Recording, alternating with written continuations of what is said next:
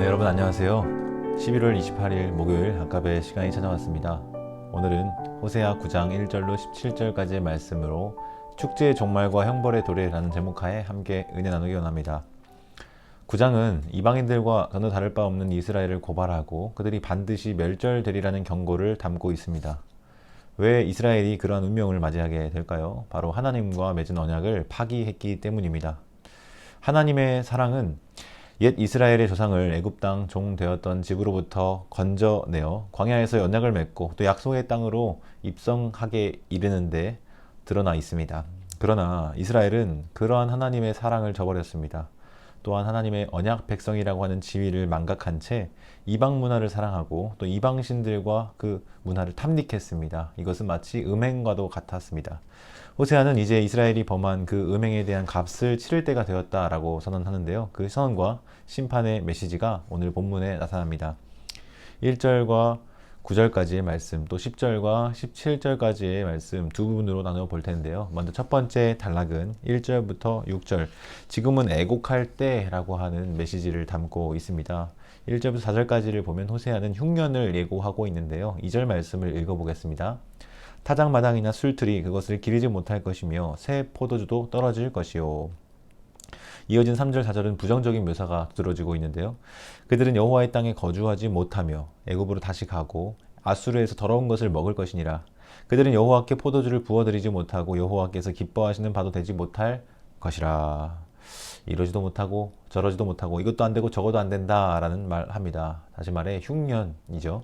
그래서 1절에 호세아는 이스라엘을 향하여 너는 이방 사람처럼 기뻐 뛰놀지 말라라고 이야기하고 있는 것입니다. 지금은 기뻐할 때가 아니기 때문인데요. 그들은 흉년을 맞이하게 될 것입니다. 그들이 음행하여서 하나님을 떠났고 또 음행의 값을 좋아했기 때문이죠. 아마도 이러한 묘사를 고려할 때 가을 추수를 마치고 초막절 혹은 장막절의 그런 절기를 즐기는 현장을 보고 있는 듯합니다. 이날은 축제요 예배입니다. 그런데 호세아 시대에 이 복된 날이 어떻게 변질되었습니까? 이교도적인 광란의 축제로 퇴색되었습니다. 마치 이방 사람처럼 그날에 바알 신들, 우상 신들에게 절하며 경배하며 그들 앞에 뛰어놀고 있던 것입니다. 이스라엘은 언약을 위반했습니다. 따라서 그 땅에 하나님의 복이 소산물로 주어지는 일은 자연히 끊어지게 될 것입니다. 타작마당에서 먹거리를 기대하기 어렵고 포도주 틀에서 새 포도주가 나오기를 바랄 수도 없습니다. 그 땅의 모든 소산물은 바알이 아닌 하나님께 속한 것이기 때문인데요. 따라서 하나님에 대한 언약적 신실함을 저버린 백성이 그 땅 그리고 그 땅에서 나오는 소산물을 기대하기는 어렵게 되는 것입니다.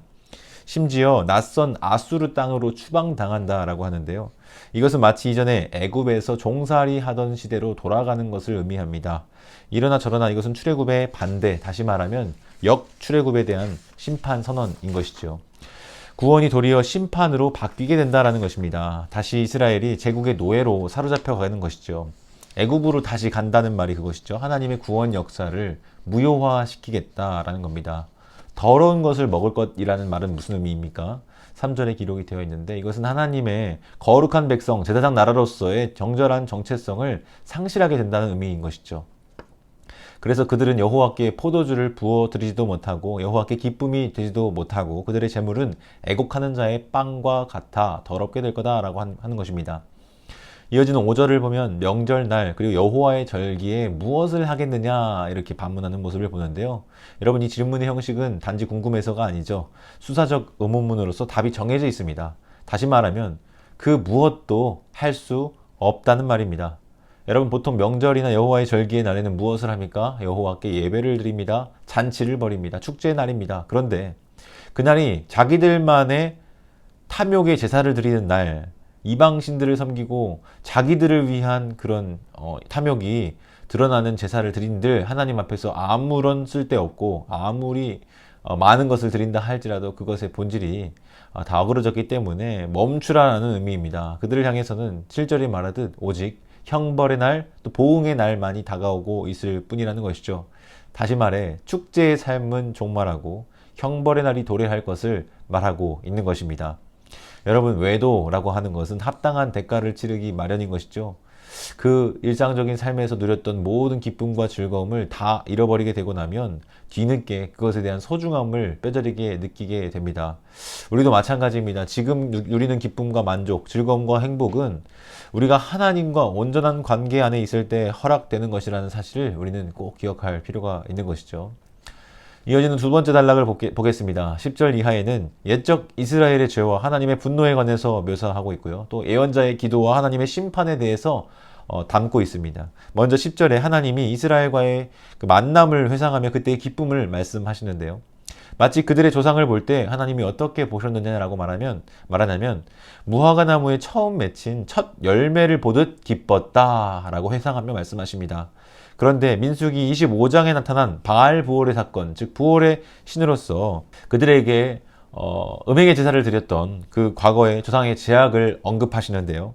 과거 이스라엘 백성들은 바알을 사랑했습니다. 이것은 하나님께는 혐오스러운 것이었죠. 이로 인해서 11절에 나타나듯이 에브라임의 영광은 새처럼 날아가 버리게 되고 아이가 잉태하거나 태어나거나 출생하게 되는 일이 더는 없을 것이다 경고하십니다. 이것은 무슨 말입니까? 생명을 거두어 가시겠다는 것이며 미래 세대, 다음 세대를 주지 않겠다라고 하시는 것입니다. 설령 그들이 양육하고 기른다 할지라도 남기지 않고 없애버리겠다라고 무시무시한 심판 선언을 하시는데요. 이어진 14절 이하에는 호세아 선지자의 기도가 언급이 되고 있습니다. 무엇을 이스라엘에게 주시기를 간구하고 있느냐 하면 잉태하지 못하는 자궁, 또 말라붙은 젖가슴을 주시라 요청합니다. 이게 무슨 기도입니까? 이는 풍요의 상징인 바알을 떠올리게 하는데요. 바알 제의에 빠진 이스라엘의 죄악을 지적하는 동시에 그들의 생명력을 잃어버린 상태를 묘사하는 것으로 그들의 심판과 멸망을 호소하고 있습니다. 15절을 보면 또 길갈이라고 하는 지명을 언급함으로써 하나님 앞에 반역한 권력자들을 언급합니다. 하나님의 심판의 메시지는 16절, 17절에 계속해서 이어지고 있습니다. 같이 읽어볼까요? 에브라임은 매를 맞아 그 뿌리가 말라 열매를 맺지 못하나니 비록 아이를 낳을지라도 내가 그 사랑하는 태의 열매를 죽이리라. 그들이 듣지 아니하므로 내 하나님이 그들을 버리시리니 그들이 여러 나라 가운데서 떠도는 자가 되리라. 여러분, 열매 맺지 못하게 하고 맺은 열매조차 없애버리시겠다 하나님 말씀하십니다. 이것은 무슨 의미입니까? 다음 세대를 거두시겠다라는 의미입니다. 미래의 소망과 희망을 남겨두지 않으시겠다라고 하는 것이죠. 여러분, 열매 맺지 못하는 과실나무를 한번 생각해 보십시오. 뿌리가 말라서 열매를 맺지 못하는 그 나무, 마치 에브라임의 상태와 같습니다. 아이를 낳지 못하고 열매를 맺지 못하는 마치 영적인 불임의 상태로 그들을 만들어 버리시겠다라고 하는 심판의 메시지인 겁니다. 말씀을 맺겠습니다. 사랑하는 성도 여러분, 과연 오늘날 우리는 어느 길로 행하고 있습니까? 여러분, 이스라엘의 왕정시대는 두 가지 기로에서 어느 편을 택하였는지를 다룹니다. 여호와인지 혹은 바알인지 말이죠. 여러분, 하나님입니까? 만몬입니까? 하나님입니까? 재몬입니까? 오늘날 교회 앞에 우리는 이 두 가지 선택지 중에 골라야 하는 기로에 있습니다.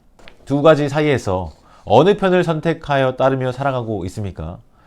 열왕기상 18장 21절 말씀을 보면 엘리야는 이스라엘 백성들을 향해서 이렇게 촉구했습니다. 엘리야가 모든 백성에게 가까이 나아가 이르되 너희가 어느 때까지 둘 사이에서 머뭇하려느냐?